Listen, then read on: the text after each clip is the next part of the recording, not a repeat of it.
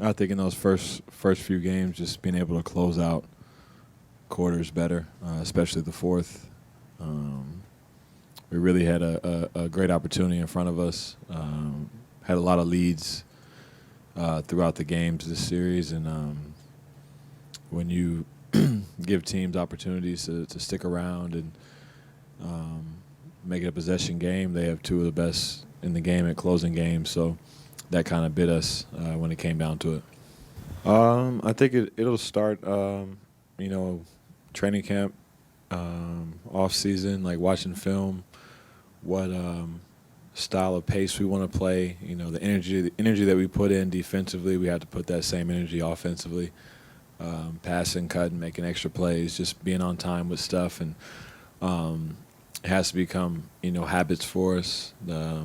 Those small things in offense can be a big thing when it comes down to execution in big moments. So I think that'll be something we'll continue to work at and look at going through off season. Truthfully, since I've been here, day one of last year from the trade deadline, everybody here has been so gracious and accepting my family and I, and it means the world to me. I could be in a lot of different places and a lot of different circumstances and situations, and they've made this feel like a second home, which makes my job easy going into work every day. Trying to be the best me I can be for our team and our situation. So truthfully grateful for them and all the support they've given me throughout this whole ordeal. I think in each series we had moments where we had individual guys, a group of guys who had to either make sacrifices or change the way they played just for the sake of our team. You look at Ant. His playmaking ability throughout the playoffs just kept improving. Cat, his ability to not be one-dimensional for us. He's spacing. He's inside out. He's sacrificed himself on defense in certain series. He's guarding Jokic, and next series he's guarding KD, and he's just having to be versatile in that aspect. Rudy, things he does for us on both ends that people don't look at, his magnitude that he, the gravity that he brings every night.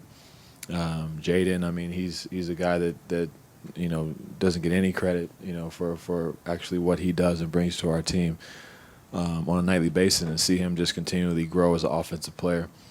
You can go down a list of guys that have really shown up and allowed us to even have this opportunity in the first place. So we can take something from that, and I think those guys will be itching to get back to this position again. Sometimes. Like he said, experience is our best teacher. You have to go through it. You have to learn from your mistakes. You have to feel what we feel right now. It's something that these guys will never forget, and hopefully push and motivate them to work on themselves. Work on themselves in every moment that we get. Opportunity to be where we're at right now, and.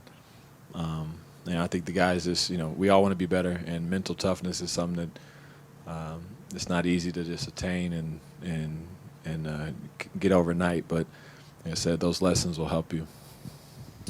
Mike, is it harder to be this close and not quite get there, or is it tougher like last year when you're out early, and how do you handle it?